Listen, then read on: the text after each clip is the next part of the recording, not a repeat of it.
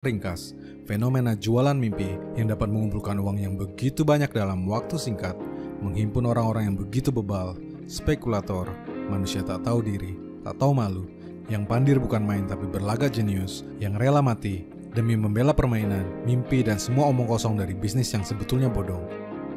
Sampai akhirnya, Carlo Pietro Giovanni Guglielmo Tebaldo Ponzi atau Charles Ponzi namanya diabadikan menjadi sebuah model penipuan yang kemudian kita kenal sebagai skema Ponzi.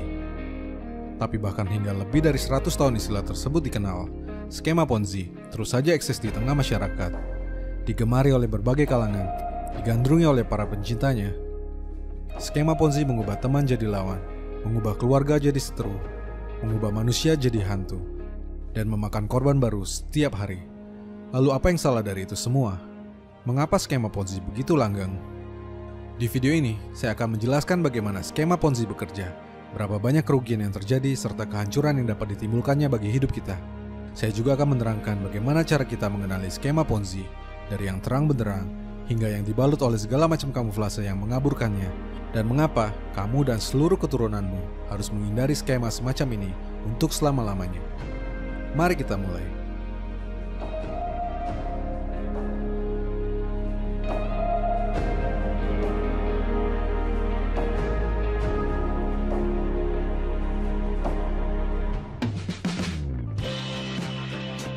Skema Ponzi adalah modus investasi bodong yang membayar keuntungan kepada para investor dari uang mereka sendiri atau uang yang dibayarkan oleh investor berikutnya. Daya tarik utama dari skema Ponzi terletak pada kemudahannya, balutan bisnis-bisnis hebat, dan make up para anggotanya yang mengaku sukses sembari memberikan iming-iming keuntungan yang jauh lebih tinggi dibandingkan investasi lainnya tanpa membutuhkan waktu yang lama. Dari Charles Ponzi hingga Bernie Madoff dan semua yang berada di antaranya atau sesudahnya, skema Ponzi selalu sukses memanfaatkan dua sisi paling lemah dari manusia, yaitu bodoh dan serakah. Dalam perjalanannya, skema Ponzi terus berevolusi menggunakan bungkus-bungkus yang baru, dari perusahaan investasi kacangan tempo dulu hingga aplikasi-aplikasi zaman now yang cetar membaheno. Tak jarang, skema ini mendompleng nama-nama terkenal sebagai contoh suksesnya, membuatnya seolah jadi bagian dari model bisnis masa kini dengan istilah-istilah yang keren, bahkan melabeli dirinya dengan agama tertentu, padahal semua itu adalah bohong dan bodong. Dengan menampilkan jas dan dasi, rumah gedongan, mobil sport, hingga yel dan mantra-mantra, bisnis Ponzi menular dengan cepat di antara satu orang ke yang lainnya, menjangkiti ring-ring terdekat dari sahabat dan keluarga, menggerogoti masyarakat, menyebarkan satu pesan bahwa menjadi kaya raya itu mudah, tak usah kerja keras, tak wajib banyak belajar, tak perlu susah-susah, cukup ikuti saja jejak mereka dan simsalabim, maka sukses itu datang. Padahal, sukses insan adalah bisikan setan. Sekarang saya akan memberikan ilustrasi bagaimana cara kerja skema Ponzi dan mengapa itu sangat berbahaya bagi kita. Good morning, everyone. I'm Katie Couric here in New York, where Bernard Madoff has just been sentenced for the biggest investment fraud in Wall Street history. 72 years old, a scam artist serving a 150-year prison sentence. Madoff pleaded guilty to 11 felony counts of securities fraud and perjury in a Ponzi scheme. Ponzi scheme. Bernie Madoff Ponzi scheme. Ada banyak sekali produk yang dapat dijadikan media untuk membuat sebuah skema Ponzi. Dari bisnis ternak kambing sampai menonton iklan. Namun tak peduli apapun bentuknya, itu semua hanya digunakan sebagai gimmick belaka. Cuma bohong-bohong. Tak ada produk yang legit atau uang yang betul-betul diinvestasikan dalam skema Ponzi. Produk utama dari skema Ponzi adalah permainan uang atau money game, yaitu modus investasi palsu yang membayarkan keuntungan kepada anggotanya dari uang mereka sendiri atau uang yang dibayarkan oleh anggota berikutnya, bukan dari keuntungan yang diperoleh dari investasi atau produk apapun. Pada umumnya, skema Ponzi akan menggunakan sistem jejaring ke bawah yang berbentuk seperti piramida, sehingga meski sedikit berbeda, skema Ponzi juga kerap disebut sebagai skema piramida.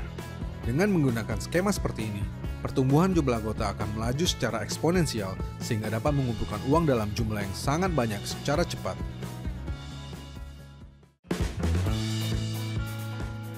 Setiap orang yang bergabung ke dalam bisnis harus membayar sejumlah uang, baik sebagai joining fee, investasi, maupun pembelian produk.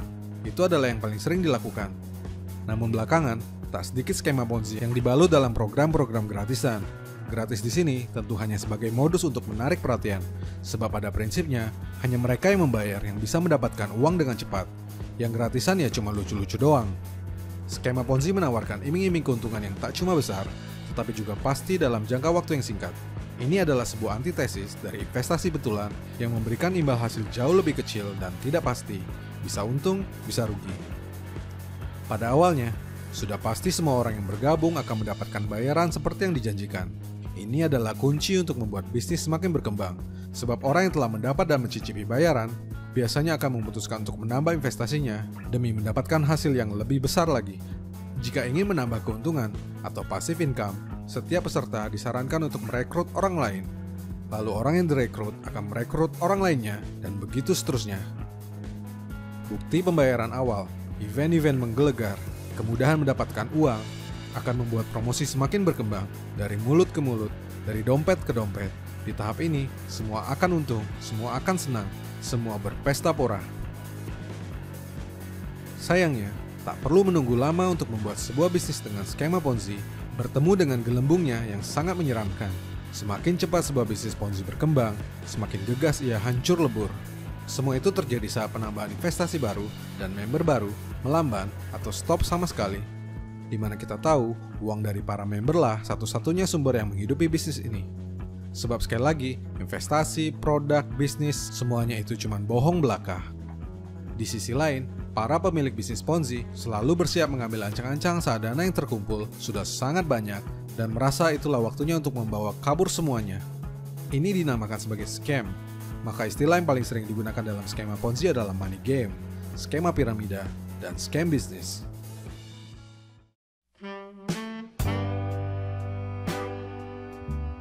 Setelah gelembung terjadi, berbagai istilah dan peristiwa dalam skema Ponzi akan lumrah terjadi, melibatkan para simpatisan, para nyangkuters, dan anggota-anggotanya yang super dungu, diantaranya restart, fase 2.0, maintenance system, aplikasi diserang kompetitor atau hacker, gara-gara Jokowi, atau teriakan-teriakan long life yang terdengar kian parah. Dan saking gilanya, tak jarang momen tersebut dimanfaatkan pula oleh pemilik bisnis Ponzi untuk merampok uang lebih banyak lagi dengan mensyaratkan penambahan dana hanya untuk mencairkan dana yang sudah dimasukkan sebelumnya, membuat para pesertanya seperti sudah jatuh, tertimpa tangga. Pada akhirnya, semua peserta, terutama yang masuk belakangan, akan dirugikan dan nangis bombay. Tapi nasi sudah jadi bubur, keserakahan dan kebodohan telah menghancurkan semuanya. Dalam 10 tahun terakhir, tercatat hampir 100 triliun rupiah kerugian uang masyarakat yang timbul dari investasi bodong dan skema Ponzi di Indonesia. Tapi ia toh terus berulang dan berulang dan berulang. Lalu apa yang salah dari itu semua? Jangan-jangan bukan jumlah uang fantastis itu yang jadi kerugian terbesarnya. Sebab jika kita perhatikan dengan lebih seksama, seseorang yang pernah mengikuti skema Ponzi biasanya akan cenderung untuk mengikuti skema Ponzi lainnya. Malah bukan tak mungkin, itu dilakukan terus-menerus sepanjang hidupnya. Ternyata, kerugian dan dampak buruk yang dapat diberikan oleh skema Ponzi jauh dari sekedar uang. Skema ini dapat merusak otak para pengikutnya, merangsang mental kaya instan, membuatnya jadi pecandu, sekaligus secara bersamaan mengacaukan